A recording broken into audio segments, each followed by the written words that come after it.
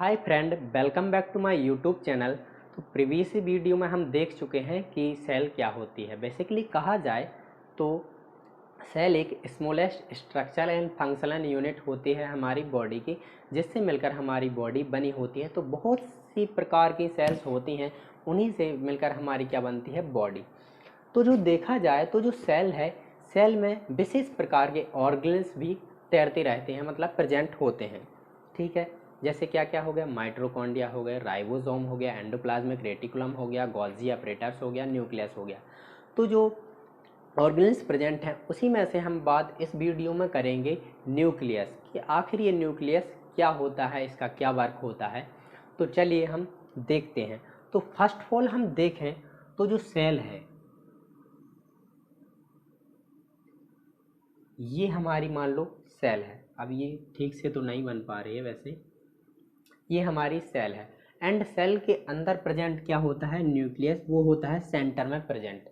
ऐसा नहीं है कि ये सेंटर में ही प्रेजेंट होता है, यहाँ भी हो सकता है, यहाँ भी, यहाँ भी, यहाँ भी, ये कोई बैरी नहीं करता। अब जो सेल में न्यूक्लियस प्रेजेंट है, ये लार्जेस्ट ऑर्गन है हमारी सेल का। ठीक है, और जो न्यूक्लियस है ये किन सेलों में नहीं पाया जाता, वो नहीं पाया जाता आरबीसी में। मतलब रेड ब्लड सेल्स में न्यूक्लियस प्रेजेंट नहीं होता, इसलिए रेड ब्लड सेल की लाइफ स्पैन कम होती है। जिसमें जिसमें न्यूक्लियस प्रेजेंट नहीं होता उनका लाइफ स्पैन कम होती है। और किन सेलों में सबसे ज़्यादा प्रेजेंट होता है न्यूक्लियस, तो वो होते हैं कौन सी, ओस्टियोक्लास्ट। जो ओस्टियोक्लास्ट सेल होते हैं इनमें सबसे ज़्यादा न्यूक्लियस प्रेजेंट होता है, क्योंकि ये बोन ब्रेकिंग सेल होती हैं। कौन सी, ओस्टियोक्लास्ट बोन ब्रेकिंग सेल होती हैं। तो हम देख चुके हैं कि जो सेल है, सेल के सेंटर में न्यूक्लियस प्रेजेंट होता है, जिसमें न्यूक्लियस प्रेजेंट नहीं होता वो है आरबीसी, एंड जिसमें ज़्यादा होता है उसे कहते हैं ओस्टियोक्लास्ट। तो इसका ओवरव्यू हम देख चुके हैं। अब हम देखते हैं कि आखिर न्यूक्लियस है क्या। तो न्यूक्लियस की खोज सबसे पहले मतलब किसने पता निकाला था कि जो हमारी सेल है, सेल के अंदर न्यूक्लियस भी प्रेजेंट होता है। तो सबसे पहले पता निकाला था रॉबर्ट ब्राउन ने 1831 को। इन्होंने पता निकाला था कि जो सेल है, सेल के अंदर न्यूक्लियस भी प्रेजेंट होता है। अब देखें तो nucleus is a double membrane bound. अब देखें तो हमने देखा था कि जो सेल की जो बाहरी लेयर प्लाज्मा मेम्ब्रेन, ये भी डबल मेम्ब्रेन बाउंड है। एंडोप्लाज्मिक रेटिकुलम हम देख ही चुके हैं, उसकी भी डबल मेम्ब्रेन बाउंड है। एंड और माइटोकॉन्ड्रिया भी देख चुके हैं, वो भी डबल मेम्ब्रेन बाउंड होता है। उसी प्रकार हमारा जो न्यूक्लियस है भाई, इसकी भी डबल लेयर होती हैं। कौन कौन सी, ये है इनर लेयर। ठीक है, ये दो लेयर आप देख रहे होंगे, ये है इनर लेयर और ये होती है आउटर लेयर। चलिए अब हम देखें तो control all cellular metabolism and includes the genetic information. अब ये क्या है, तो कंट्रोल ऑल सेल्यूलर मेटाबॉलिज्म। तो देखें तो जो न्यूक्लियस है इसका सबसे बड़ा मेन रोल है, जो सेल के अंदर मेटाबॉलिक एक्टिविटी होती है उसे परफॉर्म करना। मेटाबॉलिक एक्टिविटी किसके जरिए होती है, कंट्रोल कौन करता है, ये न्यूक्लियस। एंड सबसे इम्पोर्टेंट रोल है जब सेल डिवीजन होता है, उसमें भी सबसे बड़ा इम्पोर्टेंट रोल प्ले कौन करता है, हमारा न्यूक्लियस। ठीक है, न्यूक्लियस और जितने भी सारे ऑर्गन्स प्रेजेंट होते हैं उनको कंट्रोल करके रखता है। ठीक है, ये सब मतलब जितने भी सारे ऑर्गन्स, उनका राजा होता है कौन, न्यूक्लियस। ठीक है, अब इंक्लूज द जेनेटिक इंफॉर्मेशन, मतलब इसमें न्यूक्लियस में जेनेटिक इंफॉर्मेशन भी इंक्लूज रहती है, प्रेजेंट रहती है। तो देखें तो जो हमारा न्यूक्लियस है इसके अंदर प्रेजेंट होता है क्या, DNA, deoxyribo nucleic acid, deoxyribo nucleic acid. तो अब हम देखें तो जो डीएनए है, डीएनए रहता है क्रोमेटिन में, और क्रोमेटिन के अंदर क्या प्रेजेंट रहता है, जीन, एंड जीन के अंदर प्रेजेंट रहता है डीएनए। ठीक है, अब DNA includes the genetic information, इसमें रहती है और जेनेटिक इंफॉर्मेशन चलिए समझते हैं। तो देखिए, तो जो पेरेंट सेल होती हैं, तो पेरेंट सेल में जो जेनेटिक इंफॉर्मेशन होती है, डीएनए मतलब जेनेटिक इंफॉर्मेशन इंक्लूड रहती है, वैसे ही जो पेरेंट सेल है उसमें जेनेटिक इंफॉर्मेशन रहती है। वो जेनेटिक इंफॉर्मेशन कहाँ जाती है? डॉटर सेल में। जेनेटिक इंफॉर्मेशन पेरेंट सेल से डॉटर सेल्स में जाती है। यही ट्रांसपोर्टेशन का काम करता है कौन? न्यूक्लियस।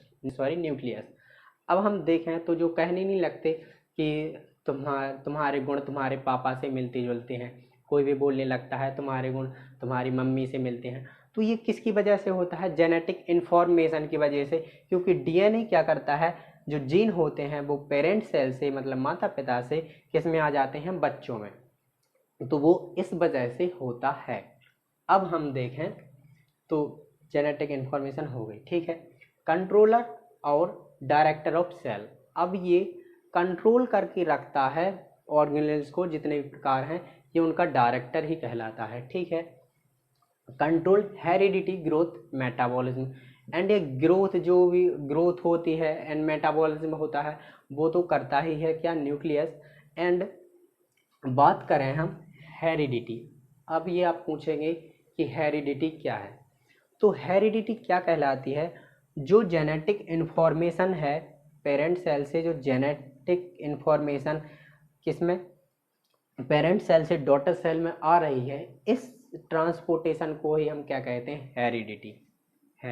यहाँ से यहाँ जो पेरेंट सेल से इंफॉर्मेशन आके डॉटर सेल में आती है, एंड ये पीढ़ी दर पीढ़ी चलता रहता है, पापा से बच्चों में, बच्चों से फिर उनके लड़कों में, ये इन्फॉर्मेशन जाती रहती है सेल्स के। तो इसे ही हम क्या कहते हैं? हेरिडिटी।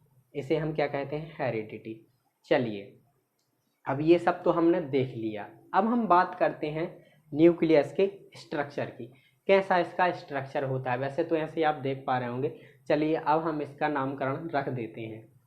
तो स्ट्रक्चर न्यूक्लियर मेम्ब्रेन, तो देखा हमने कि जैसे सेल की मेम्ब्रेन होती है प्लाज्मा मेम्ब्रेन, उसी प्रकार हमारा जो न्यूक्लियस है इसकी भी मेम्ब्रेन होती है। कौन? Nucleus membrane. तो ये है न्यूक्लियस मेम्ब्रेन, इसकी भी एक क्या है? Nucleus membrane. अब न्यूक्लियोप्लाज्म, अब बात करते हैं न्यूक्लियोप्लाज्म। अब ये न्यूक्लियोप्लाज्म क्या है? तो हम सेल तो पढ़ ही चुके हैं, सेल के अंदर प्रेजेंट होता है साइटोप्लाज्म। जैसे ये सेल है, सेल के अंदर प्रेजेंट होता है साइटोप्लाज्म। ऑर्गेनेल्स भी प्रेजेंट होते हैं, लेकिन जो ऑर्गेनेल्स किस में तैरते रहते हैं? साइटोप्लाज्म में। सेम बिल्कुल वैसे ही न्यूक्लियोप्लाज्म, मतलब सेम वैसे ही न्यूक्लियस के अंदर प्रेजेंट होता है न्यूक्लियोप्लाज्म। सेल के अंदर प्रेजेंट होता है साइटोप्लाज्म, एंड न्यूक्लियस के अंदर प्रेजेंट होता है न्यूक्लियोप्लाज्म।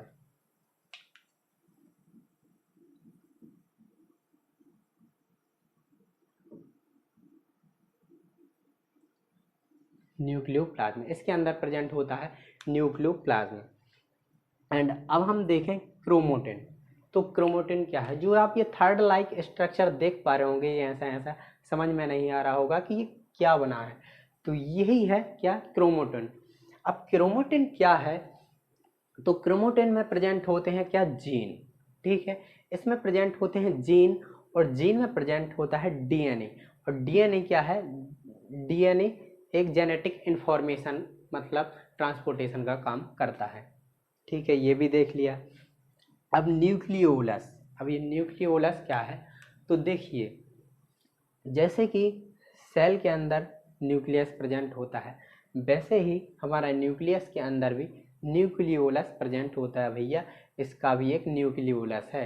तो ये न्यूक्लियोलस का क्या काम है? बेसिकली हर एक ऑर्गेनेल्स का पर्टिकुलर वर्क होता है, तो इसका भी कोई वर्क होगा। तो इसका वर्क क्या है? तो जो राइबोसोम है, वो राइबोसोम की फैक्ट्री है ये हमारा न्यूक्लियोलस। क्या क्या है? न्यूक्लियोलस ये राइबोसोम की फैक्ट्री है। यही से राइबोसोम्स निकलते हैं।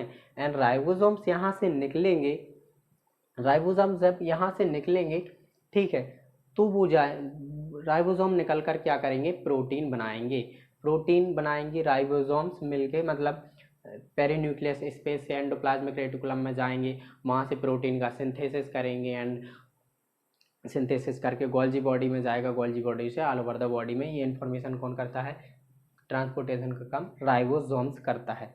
तो ये राइबोसोम्स फैक्ट्री होती है, कौन, ये न्यूक्लियोलस। ठीक है, अब हम इसके बारे में आगे चल के और देखते हैं कि ये क्या होती है।